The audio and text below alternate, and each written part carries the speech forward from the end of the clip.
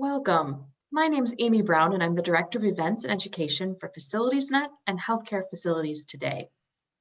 Thank you for joining us for today's webcast, Keeping Healthcare Facilities Operational. Our presenters today are Keith Black, Vice President of Sales for New England for CPower Energy Management, and Eli Harris, President and co-founder of R0. Keith brings more than 30 years experience in the energy industry. Prior to joining CPower, Mr. Black served as the Vice President of U.S. Sales for Clean Energy Collective. He's also held leadership roles with Next Era Energy and Constellation Energy, and he holds a BS in Industrial Marketing from Robert Morris University. Eli is co-founder of R0, which was formed in April 2020. Prior to that, he founded EcoFlow, a portable energy storage company with a mission to develop renewable power solutions that are accessible to the most vulnerable. EcoFlow's latest product was deployed to an ad hoc hospital in Wuhan during the initial outbreak of the COVID-19 pandemic. Today's learning objectives include understanding the need for resilient facilities, reviewing steps to ensure resiliency, learn about new technology for infection control, and review best practices for infection control using UV. Before we get started with today's webcast, I'd like to cover a few details. A live question and answer session will follow today's presentation. So to submit your question, please navigate to the bottom and use the Q&A button to type in your questions. We'll have an extended Q&A portion for the second half of this event, so we love you to send in your questions for both Keith and Eli. At the conclusion of today's webcast, you'll receive a PDF copy of today's presentation slides, and you'll also receive a link to a brief online assessment. Upon successful completion of this assessment, you'll receive your CEU certificate. Today's webcast will also be archived at healthcarefacilitiestoday.com/webcast. As we all know, healthcare facilities have been taxed beyond belief over the past year. As a healthcare facility manager, it's your job to make sure the facility stays operational so the medical team can do their jobs. Whether it's making sure you have power reliability or employing new infection control technologies, it's critical that these facilities are up and running during any natural disaster or, as we've seen recently, the pandemic. During this conversation, we'll discuss keys to take advantage of some of the resiliency aspects of your building and some new infectious disease technologies. So let's get started. With that, I'll turn it over to you, Keith. Thanks, Amy. I appreciate it. So first off, I'd like to thank everybody for attending today. This certainly has been a challenging year in the healthcare sector. I know energy efficiency, sustainability, and managing facility costs have certainly not been top of mind. But I would say that as last year progressed, we did see growing interest from facility managers to start to explore opportunities to offset the costs given some of the tightening budgets. And needless to say, recent events in Texas certainly have probably provided a different take on resiliency at the end of the day.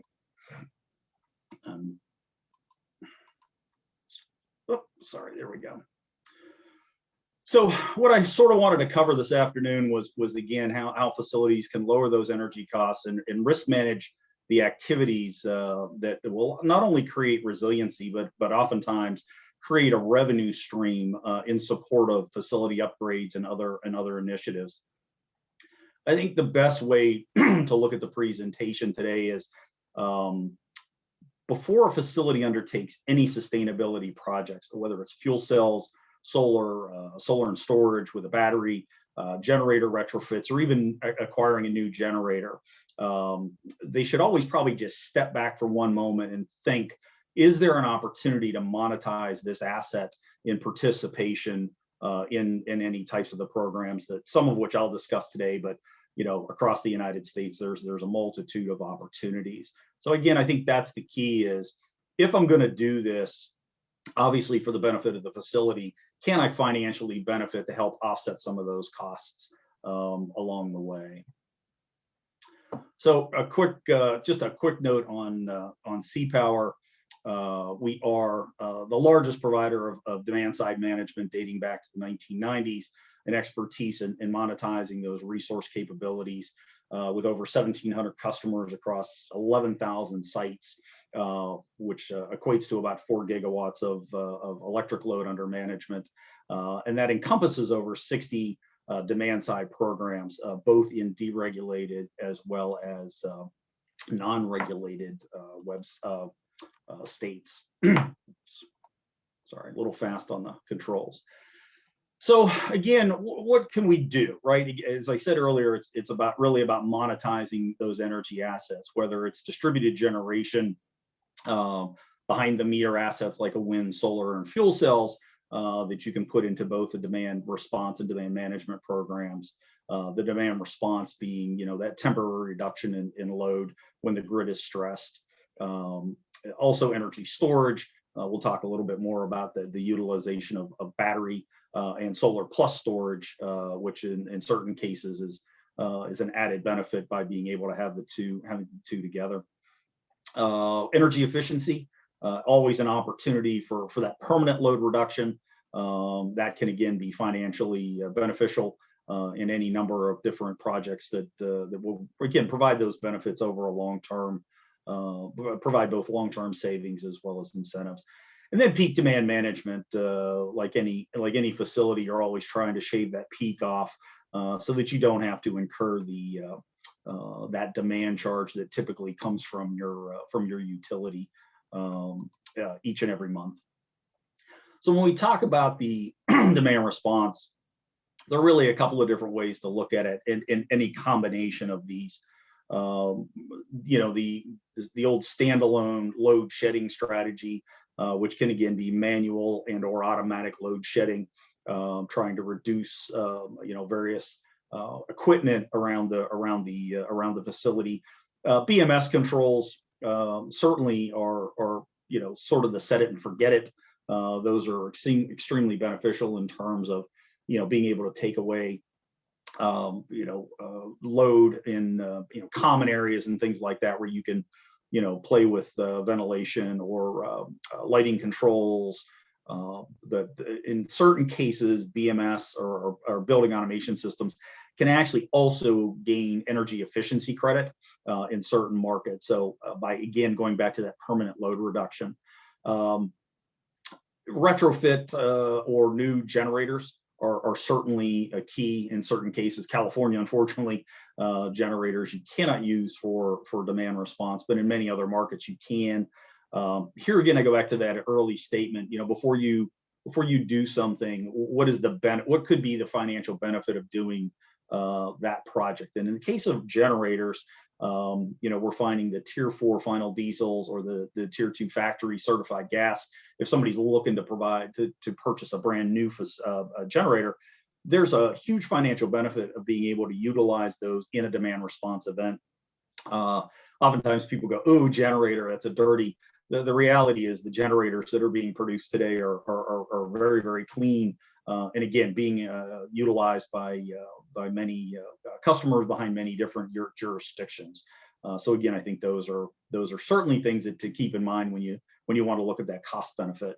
And again, as I said earlier, the benefit of distributed generation, whether it's battery and storage, energy efficiency, cogen, all different ways. And I have some examples at the end that I can share with everybody. We'll just skip to the here we go. So when we start to talk about what are the opportunities, the one word you'll hear oftentimes is stacking. So if you sort of move from left to right across, capacity is certainly going to be the first and probably one of the most important of the products as we look at a customer's ability to participate again in any of the tools that the different various things that we've shown so far. So you start with the capacity and you're going to again try to find ways to lower that peak demand. Then there are other things, ancillary services. There's some economic benefits. In a lot of markets, there's what's known as the utility programs. So these are programs that are going to work in conjunction with everything sort of to the left of that, the capacity, ancillary, and economics. That's more of a grid operator. That's your independent system operator type programs. The utility and the energy efficiency, those fall more to the specific utilities. And as I said, they have various programs that you can actually work in conjunction with the ISO programs, again, to create that stacking and additional benefits. So again, every program is different, so it's hard to say without literally talking through with a customer where they are and what things are available. Needless to say, there are a lot of different things that you can do. And again, this chart just sort of again starts to show that value stack as you start to look at it. Again, certainly, hugely beneficial. As I mentioned earlier, these are these are programs that we're involved in over 60 different jurisdictions. Everything on the left-hand side are historically the deregulated energy markets, where a lot of customers are participating from a commodity perspective. So they're acquiring their third-party supply, and they're not doing it via the utility. But again, these programs, if you look to the right, these programs actually go beyond that, and a lot of different markets, municipals and such that we participate in. Montana, Arizona, Arizona Public Service is a new one. So these are certainly areas that there are opportunities. And even outside of these, there are still ways that customers oftentimes can participate. So again, I think it's always best to take that step back at the very beginning and say, is there something that I could be doing that, again, is not only going to help from a resiliency perspective for the facility, but also generate revenue to help sort of offset that cost. So as I said, we have a couple of examples just to sort of give you an idea, because one of the things that we oftentimes hear is, oh, I can't do that, I can't curtail. And the practicality of it is, at the end of the day, there are always opportunities to participate, even if it's small. And I will say, oftentimes we'll get somebody who will look at it and go, yeah, maybe I can only do this. We bring them in, let them go through that process over a season and get comfortable with what they're doing. And oftentimes you'll find that they can begin to get comfortable and look at other things that they're doing. We had an example over the winter, not healthcare related, but a ski resort, where as we were monitoring that customer for their very first time to participate, there were some emails going back and forth with the facility, and it was sort of funny to watch as the plant people, the people responsible for the facility, were sending emails back, realizing as they were going through shutdown process that there were other things that they hadn't contemplated. And you would get an email that says, hey, by the way, we shut this off too. And it almost became a contest for them to see how much stuff they could find, and very quickly embrace the idea of being able to take things out of service for at least a short, an hour or 2 hour period of time. But back to the healthcare, I've got 3 examples of that. This is a mid-sized New England hospital. They are operating on generators. And you can see over here where when an event gets called, they're able to turn those 2 750 kW generators on. They also have some load shed behind that as well that helps contribute to that. And as a result of that, they're participating in, again, both the Independent System Operator ISO New England program, which is a 30-minute notice program. This happened to be an audit. This wasn't an actual event. This was only an audit. Actually, in New England specifically, which is the team that I run, we have not had an event in a number of years, but there is a required 1 hour to hour and a half audit every season. So again, in their 30-minute notice, they participated in that audit. They are also participating in, again, what I mentioned earlier, the Utility Connected Solutions program, and benefiting from CapTag. All of that said, for roughly 20 hours, call it, of generator activity over the course of the year, they generated $100,000 in revenue to be delivered over the course of the next 5 years. So again, just sort of a kind of that mid-size. We have a larger hospital in the Midwest that's running 6 2-megawatt generators. They're only participating in one program in Illinois, this one being the Capacity Performance Program. And again, utilizing that generator, they've saved $285,000, or realized $285,000 in revenue from the use of that generator, as well as a $450,000 cap tag reduction. So again, huge benefit to their overall bill, because that cap tag reduction, as you know, will carry forward over the course of a year. My last example is a large New England hospital. This is a company that, or an entity that really has embraced over time the ability to utilize their facility. So you have a number of back pressure steam turbines, a couple of diesel generators. They're participating, as I mentioned earlier, in that ISO ADCR program, which is the Active Demand Response Program, 30-minute notice. Not only do they participate in that, but they also participate in an economic program. So this is a group that's willing to switch over when prices surpass a certain cap, and they can set that cap wherever they feel necessary.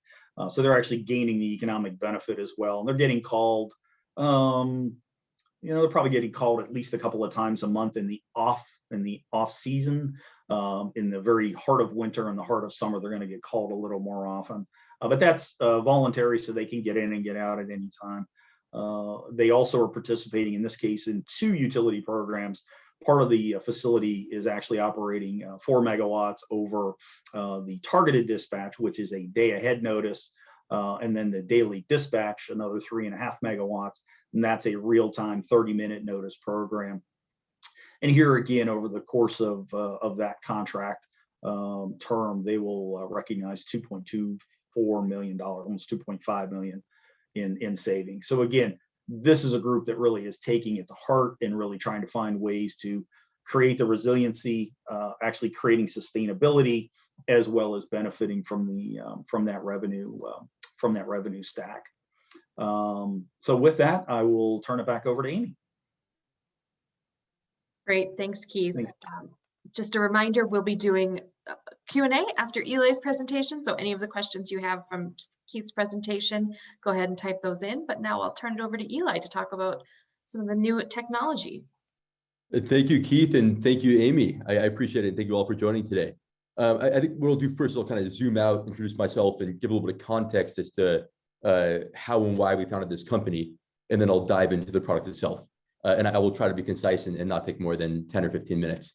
My name is Eli Harris. I'm from California originally. I actually spent most of my last decade in mainland China.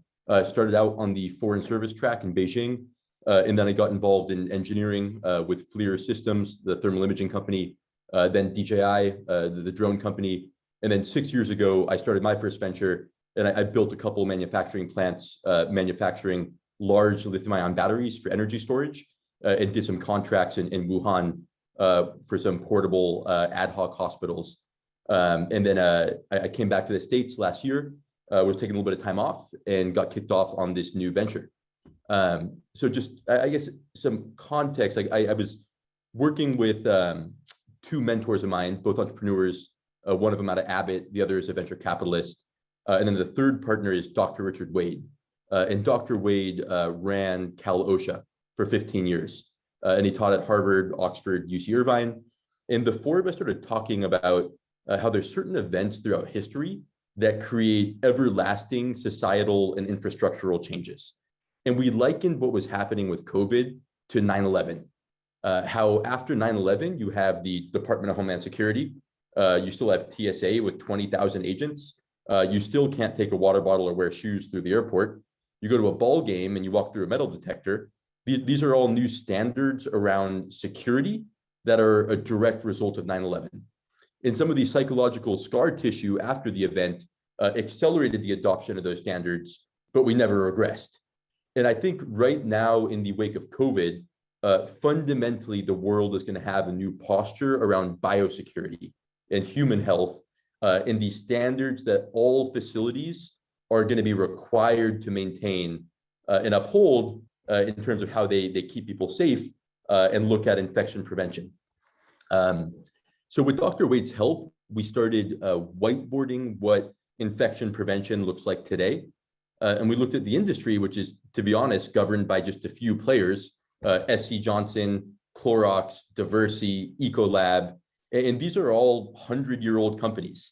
And they don't often have technology or innovation in their DNA.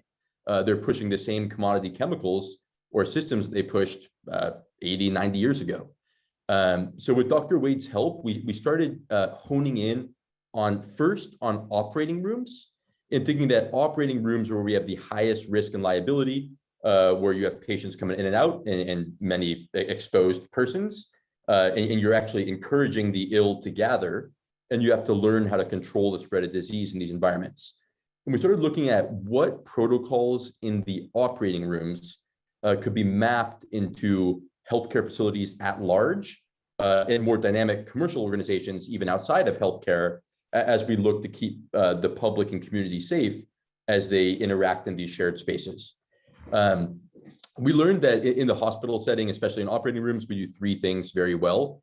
And it really is the gold standard. I mean, one is you practice good hand hygiene. You scrub in, you scrub out.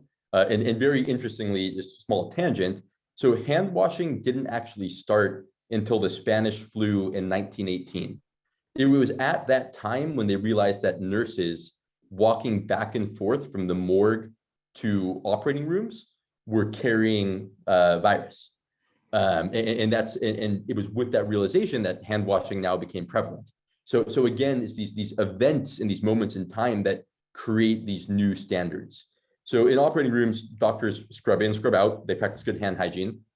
Second is the use of chemical wipes.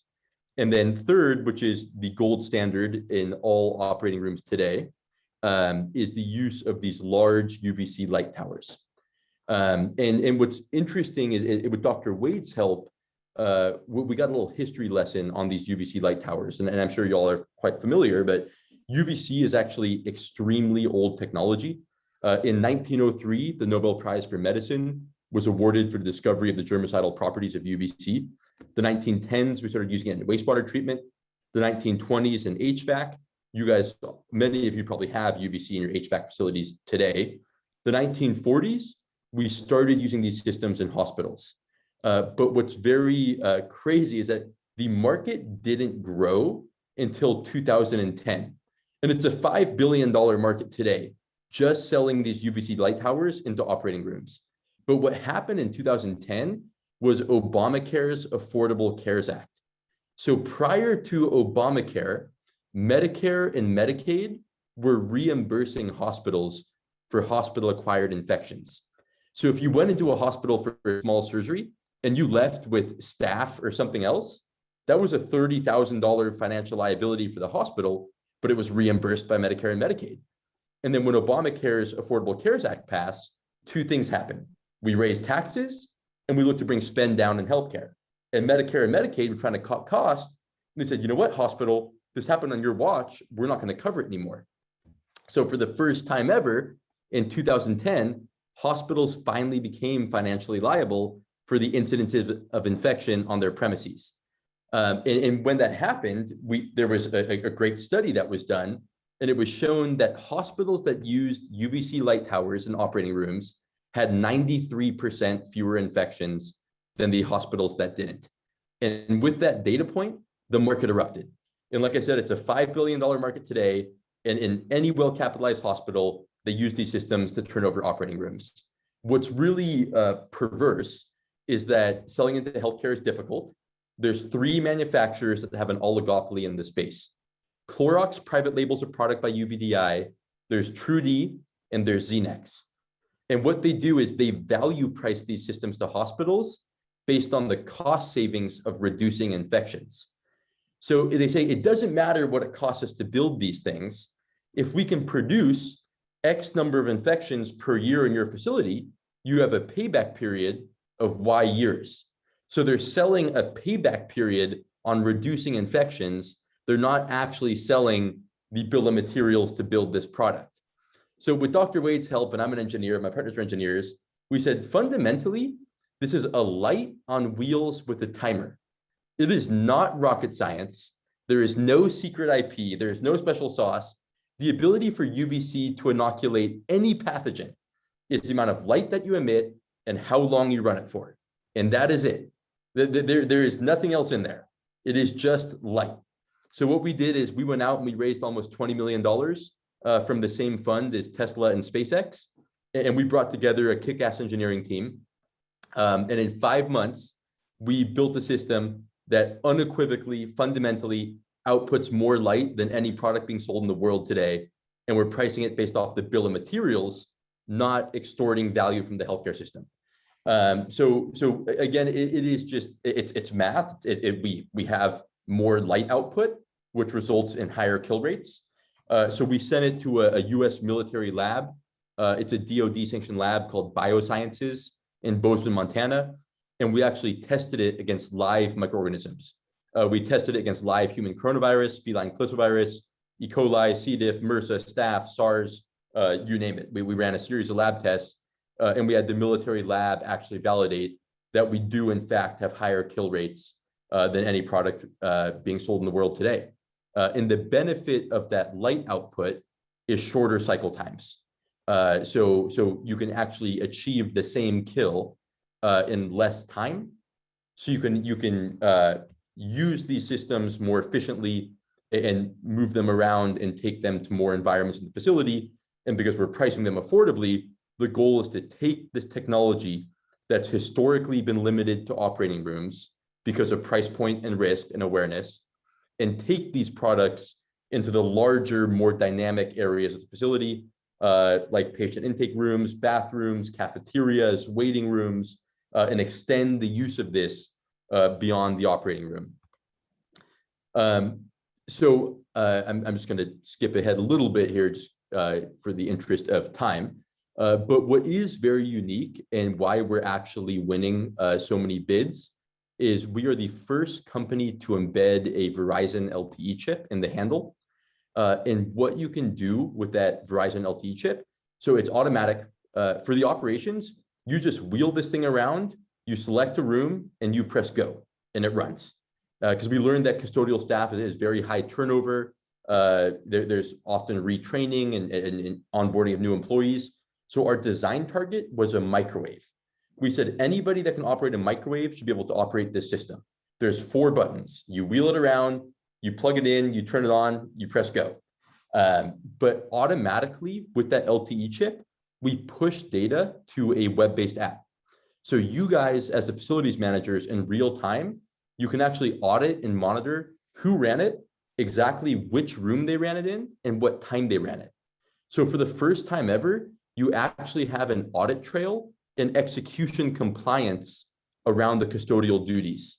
So you can actually see, okay, bathroom 17 on the 2nd floor was turned over at 9 o'clock last night, but somehow this patient room was missed.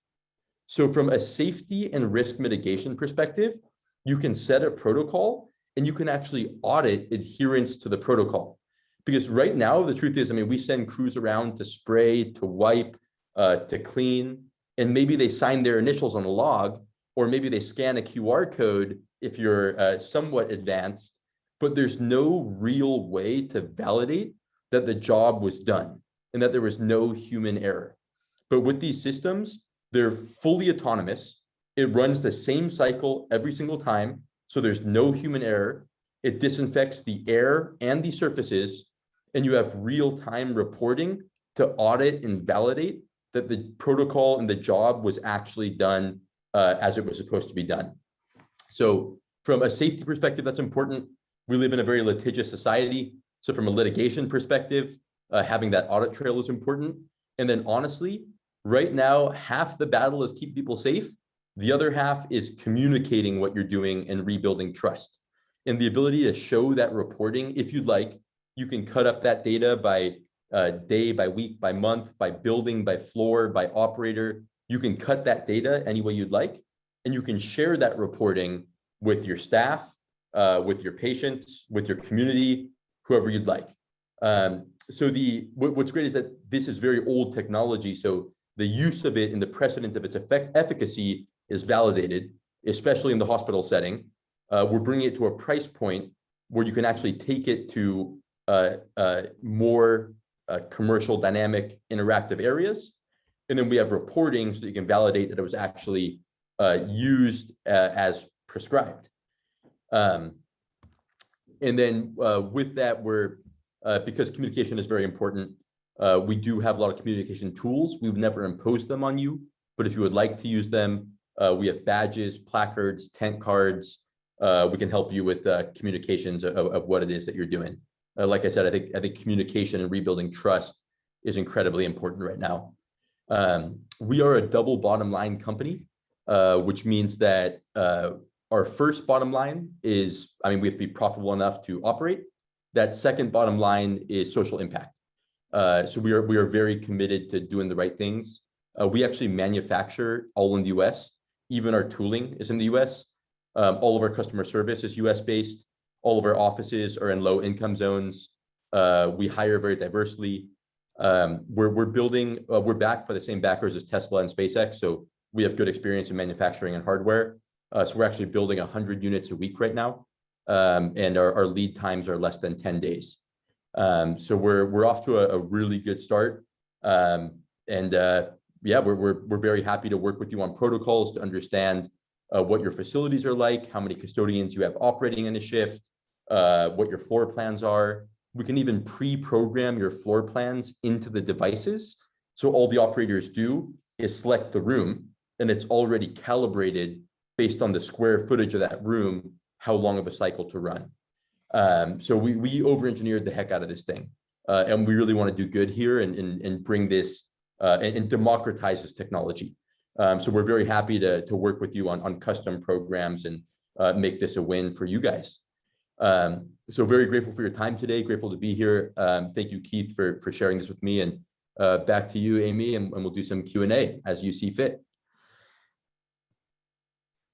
Perfect. Thank you both, Keith and Eli, for getting us started and great conversation points. As Eli just mentioned, we are going into our Q&A portion for today. So I know there's been lots already in the queue, but I want to start with one for Keith. Keith, for demand response programs, what can be curtailed, how quickly, and how long curtail must be sustained? Can you kind of talk a little bit about that? Sure. So as I said, there's a lot of different ways that facilities can participate. In certain cases, again, it's going to be just what can I do to reduce my more immediate load. In the case of a hospital, you certainly want to make sure that you're going to stay away from the operating room, clearly. So oftentimes you find the parts of the hospital that are going to be island, again, through BMS systems, try to find ways to you can manage temperature fluctuation over time. So manipulating the thermostats. In other cases, there are ways that they can manage pumps and other areas. Again, cogen and or generator, just pure standalone generators. In terms of the participation, again, it's going to vary across the country. Most times the regions will all have a similar sort of audit.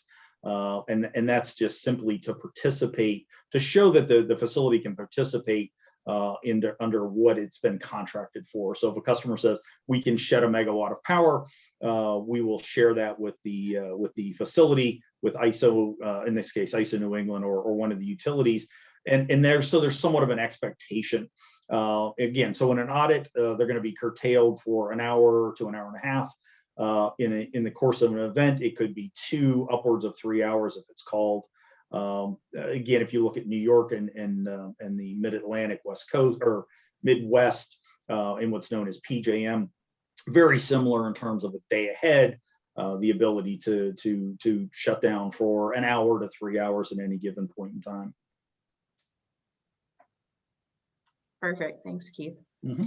Eli, we have a question for you on the use of portable UVC towers managed by staff versus installed in-room UVC lamps. Can you just talk about the difference between those two? Yeah, so I guess I'm gonna first, I just see one more question earlier in the queue, and I'm gonna start there and kind of unpack it. But the first question was, how did the military lab determine the superior performance? So again, it was just, they take live microorganisms and they look at the kill rate in a certain amount of time at different distances. And like I said, the ability for UVC to inoculate any microorganism is the dosage is the amount of light that you emit and the amount of time that you expose that microorganism. So what we validated was that in the same amount of time, we killed more of the virus, bacteria, mold, fungi, spore, whatever it is we tested against. So in you determining performance, it was about at the same distance, in the same amount of time, we killed more. Or you can kill the same in less time. So as we get to looking at the portable units versus the installed fixtures, it is all UVC light is the same. I mean, there's different types of bulbs. There's high output, low pressure mercury. There's pulse xenon, but really it's all a certain wavelength of light that is actually able to permeate the cell walls and rupture the DNA or RNA of the pathogen. So it is all the exact same function technology. When you look at the installs versus the portable units, again, you need to look at light output. So how much light are you actually outputting? But you are actually, it all is the same kill property. So you would just look at the amount of light output. But then the issue with the fixtures is, well, yes, they are very effective, and we're actually building one and launching one at the end of next quarter. And we're launching a very good fixture system, and I think there's a use for both. But if you have a large facility, you're going to have to buy and install a heck of a lot of fixtures. So depending on the size of your facility, yes, it could be extremely advantageous because there's truly zero labor cost. They're installed. Most of them are actually manual, but we're actually putting sensors in them so that they're automatic. They actually collect data on CO2, VOCs. You can throw a PIR sensor in there, and you can actually track if there's people present in the room or not. So you can actually automate those fixtures so that they're fully autonomous. So there is zero labor cost. But the issue is that you have to buy a lot of them and outfit your whole entire facility. So if you don't have the budget for that, then buying these portable units is extremely advantageous if you have custodians available who can move them from room to room. So in terms of efficacy, they're equally effective. It's the same technology. You just have to look at the light output and time. But then there's the cost. So hopefully that was somewhat helpful. Perfect. And we have another question for Keith. Keith, what is the typical level of load shed, the percentage of total loads in KW? Are you finding hospitals are typically able to provide with your help? Yeah, so I think we can use the example my large New England hospital. Right now, that hospital is probably curtailing close to 40% of their total load. As I said, they are utilizing a lot of different equipment to get there. I would say on average, most of them are probably 20-25% of their total load. And Keith, can you talk a little bit about how people can know if their generators would qualify? Yeah, so the easiest way to do that is to call us. We actually do, and I don't kid when I say that we have an engineering staff that is head and shoulders above anybody when it comes to being able to review all the permitting, to understand the facility that you have on the ground. Also to, again, be able to go through all the permitting, which is actually something that we support for customers who we've done a retrofit on their generator. We'll support that, all the paperwork that's necessary to do that. So yeah, that's a very loaded question at the end of the day, but there is a lot to be done in terms of being able to stay within the EPA guidelines to do that. Newer ones, obviously, again, are the same thing. We can certainly direct you.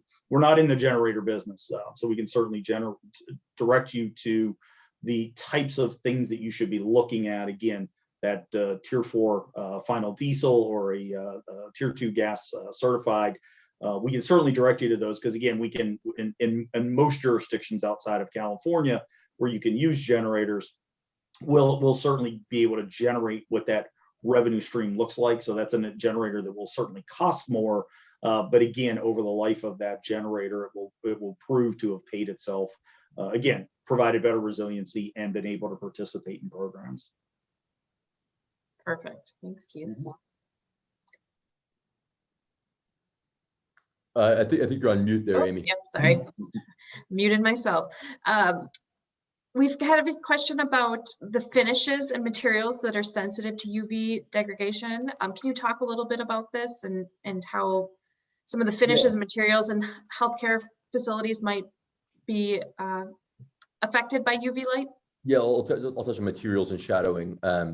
So materials, one thing I want to say is we actually have EMI certification.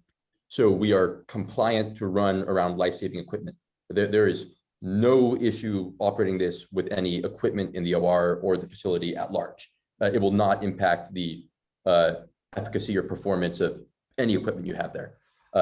And the only real degradation that you may see is in white plastics or in rubbers. There may be extended exposure could cause a little bit of discoloration to a little bit of a yellow. But again, that's extended exposure over likely years of use. Yeah, so I want to be honest about that, but it has not prevented any OR from adopting UVC in the past. And I would say that this is much less damaging to materials than hosing your room with chemicals and wiping things down. So it is the lesser of evils, definitely. And then as far as shadowing goes, I mean, the name of the game is risk reduction. There is no such thing as risk prevention. Anyone that's trying to sell you a silver bullet, that is total BS. There's only, this is another tool that you have to mitigate risk. And we believe this is a very effective and elegant and efficient tool. So areas that have direct line of sight, you are undoubtedly getting higher treatment. But even as you look around the room, there's little shadows and areas are darker and lighter than others. And it's not pitch black. You are getting some treatment, but it is not as effective as where you have direct line of sight. So as part of our partnerships with every single customer, we do white glove delivery. So we'll deliver the units, we'll uncrate them, we'll test them, we'll remove all the waste, and we'll actually train all your staff. And we can help you build your protocol and help you build those best practices and even determine placements in every room. So we make sure that the placements are optimal for mitigating risk. And in areas where there's large obstructions, the best practice is to run 2 shorter cycles, one on each side of that obstruction. But there's always a trade-off between operational efficiency and risk reduction. So we'll work with you on finding the right balance for your risk tolerance, operational efficiency, and risk mitigation. So we will work with you on that.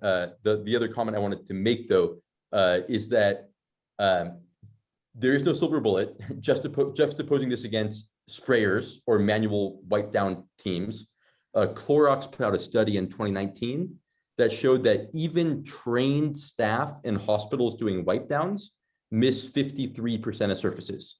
So when you only have so much time, and when we're using humans, there is a lot of human error. And it's not always negligence. Sometimes it's negligence. You have a bad day. Somebody's not doing their best job. But even when somebody is very engaged, there's only so much you can do.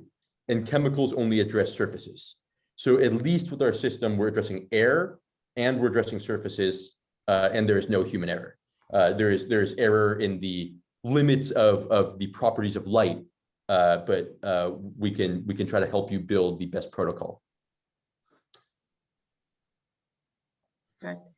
Eli, can you talk a little bit more about how this works in conjunction with some of the protocols and procedures people have in place with their cleaning? Yeah, so I mean, the system, it's not on a Roomba. I mean, it doesn't mop or vacuum or take out the trash. So there's cleaning and there's disinfection. So cleaning is the physical removal of particulates and taking out the trash, cleaning up spills, removing particles from a space. Disinfection is killing any pathogen that exists. So typically, the thought is that this becomes an augmentation to your existing cleaning protocol. So you still clean, you still take out the trash, you still wipe with soap and water, but this is a replacement for chemical disinfection. And what's also great is that while this does take minutes touch time, I mean, you'll have to wheel it around, plug it in, and press go. So that does require some labor. It takes minutes touch time, but it does not require a full-time staff. Whereas if you're spraying or if you're wiping, you need a FTE to suit up in protective gear and go around and spray or to go around and wipe. So you're paying a full-time laborer to disinfect. Whereas with this system, you have your cleaning crew and they go and they would clean a room per their normal protocol. At the end of this cleaning, they wheel this in, they plug it in, they press go. And while it's running a 3, 5, 7-minute cycle, depending on the size of the space, they're cleaning the next room. So it's an augmentation to their existing process. And it does take minutes, but it's not a full-time labor.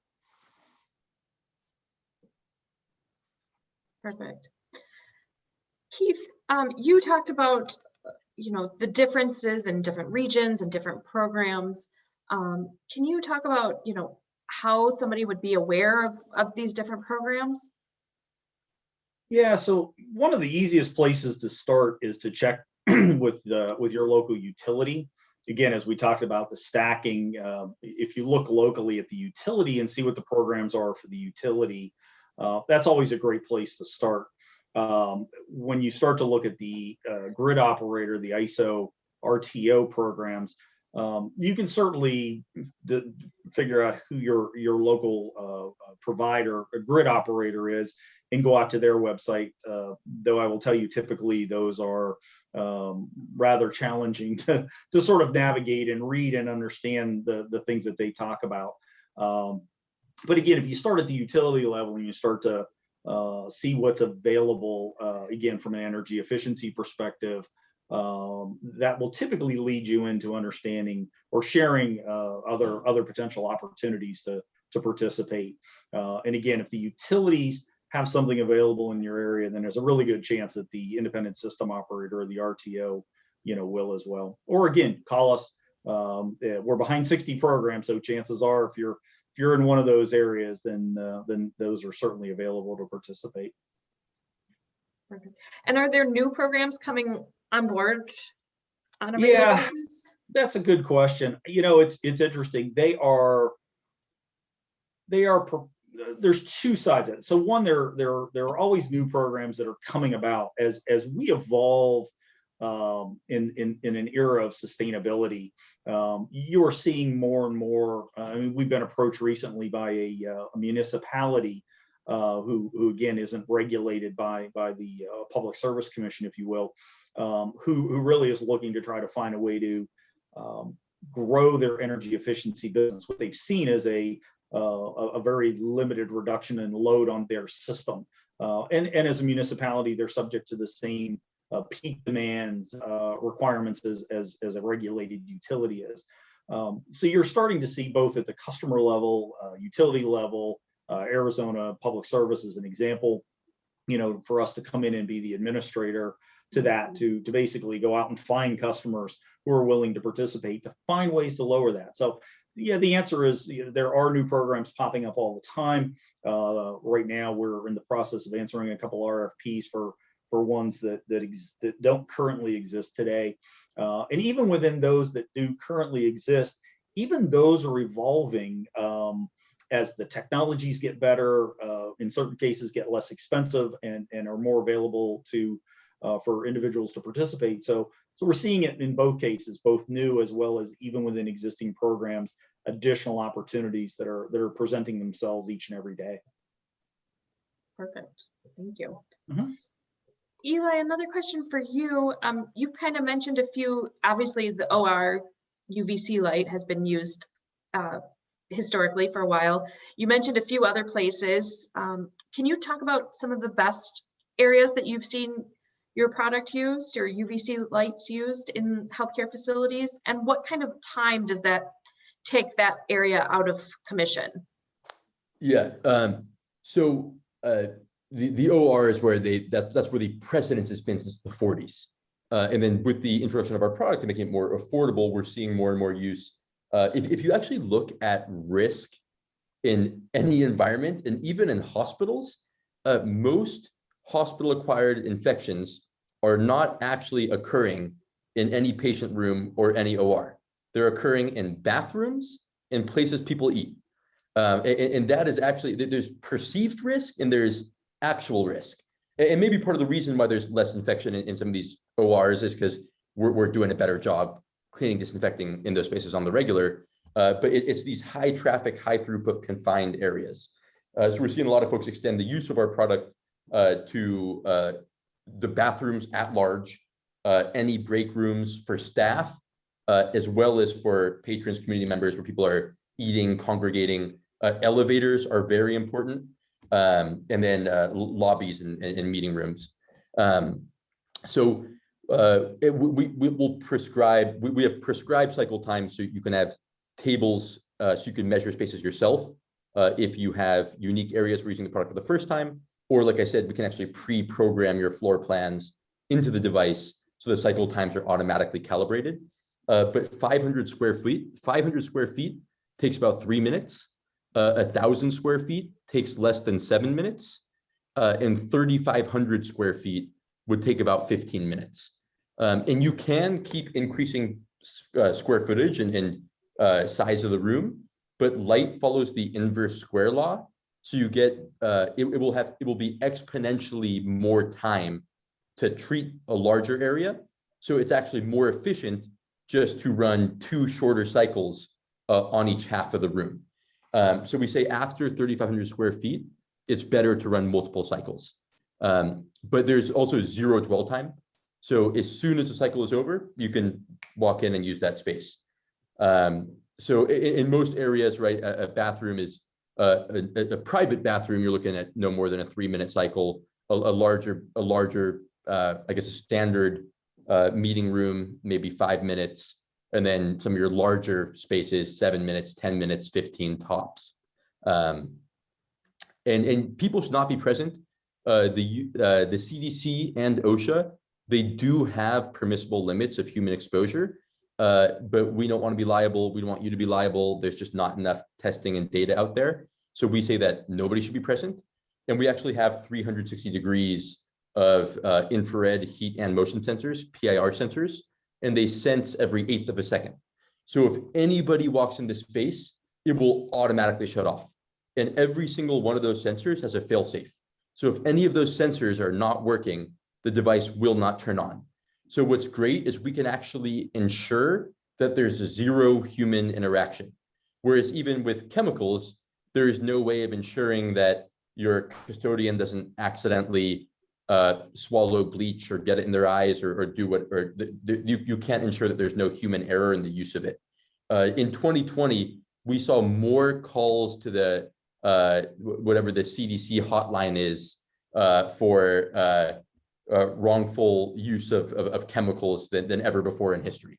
So we can ensure that nobody is present when it's operating. Perfect, thank you. Keith, another question for you about microgrid developers. Are they using this kind of service to help with their customers' load management that syncs with generation? And then, Yeah. Oh, go ahead, I'm sorry. No, go ahead. Finish that one, and then he's got a secondary question for that. Oh, that's okay. Yeah. So again, great question. We actually have been approached by any number of different microgrid operators. You know, oftentimes some of these is as low cost as some of this is becoming. It still doesn't necessarily always pencil out. So when a developer starts to look at these added benefits of participation, again, solar and battery, as such, all of a sudden the deals do start to pencil out. So we are seeing more and more projects that are moving forward as a result of that value. Perfect. And then, Keith, can you just talk a little bit about, if there is an outage, can you control signals that are being sent to your own facility before going out to the grid? So I'm not sure I follow the question. One of the benefits, let me answer it this way. One of the benefits of participating in demand response, if you think about it, is you're getting an early warning that there is a problem, right? So if you think about it in 2 ways, the grid operator, the ISO or the RTO, is looking to basically ensure the stability of the grid. We'll use Texas again as the example, right? That's the purpose for, you know, their responsibility. It really is to keep the lights on. In the utility program, it's really to reduce those peaks. So they're really chasing daily peaks on the utility side. So the ISO RTO response is the more critical of the two, because again, from a resiliency perspective, it is giving you at least a 30-minute. There are some programs that are as short as 10 minutes, but you're getting an early warning that there could be a potential problem. So again, back to the resiliency conversation, if you get that advance notice to switch over, oftentimes it's much easier, even in 10 minutes, to do that in a controlled environment than it is to all of a sudden realize your lights just went out. And all of a sudden, even switching over to backup power, if you're not prepared, can create, you know, havoc on systems. So having that even 10-minute warning gives you just enough time to, you know, move over and without really affecting the facilities. Perfect. Well, we are just about at the hour mark here. Eli and Keith, I'm going to give you a chance to say any last words to the audience and kind of wrap things up here after you. So Eli, I'll let you talk first, and just any last comments or thoughts to the audience. Yeah, so I really thank you all. We really are looking to democratize access to this and make it a success for you. We have two different models of collaboration in that spirit. We have a lease model where you actually just pay monthly and you lease the product, and we actually service it entirely. So we maintain it, we replace the bulbs, we'll take full care of you. Or if you want to CapEx it, you can just buy it outright. And then we include 1 year of full service. And then we have a nominal, I think $2,500 a year is extended warranty, maintenance service, all that good stuff. So this is not a razor and blade model. We are only as good as you guys are successful using the product. We want you using it. We want to take care of you, and we're only as good as our reputation. So we really are trying to do good here. So please do feel free to reach out to us, and we can work with you on a program, whether it's lease, purchase, how many units, building protocol, looking at your facility, your risk, your janitorial SOPs. We're happy to work with you on a program that meets your needs. So thank you all, and great to be here. Perfect. And Keith, any last comments on your side? Yeah, I have two. First, Eli, after the pandemic this year, I think my wife would like to purchase one of those. It might make home life a little better. Thank you. No, I would again like to thank everybody for participating today, and a lot of good questions. I think my takeaway is what I said at the very beginning of the presentation. You know, there are opportunities out there before a facility does anything. Again, just take a step back for a minute, look and see if there isn't a way to help facilitate an incremental revenue stream for anything that you're looking to do within the facility. If it helps lower the ROI and creates added resiliency or sustainability, then that's certainly a good first step. So with that, I appreciate the time. Thanks, Amy. Wonderful. Well, thank you again to Keith Black and CPower and Eli Harris and R0 for sponsoring today's conversation and being great panelists with us. Again, you'll get a copy of today's presentation via email, and you'll also receive a link to take a quick assessment if you'd like to earn CEUs for participating today. And it will be archived at healthcarefacilitiestoday.com/webcast. So thank you again to CPower and R0 for sponsoring today's event, and have a wonderful day. Thanks again for your participation. Thank you, Amy. Take care.